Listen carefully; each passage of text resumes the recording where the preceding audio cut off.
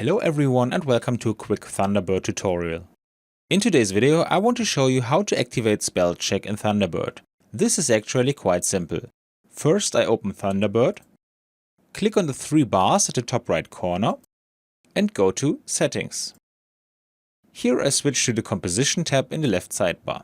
Under Spelling, I now find all the necessary settings for the spell check. I can choose whether I want to check before sending the email, while I'm typing, or both. Once I have selected the right setting for me, I still have to choose the right language. In this case, let's just use English for the United States. If the appropriate language is not listed yet, I can click on Download More Dictionaries. Here it is important that I download the dictionary for the right language. I don't necessarily need the language pack itself, as it is only used for the Thunderbird menus. And that's all you need to know. As soon as you have checked the right boxes here, the function is now active.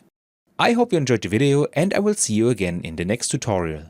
Until then, your tutorial guy. Bye.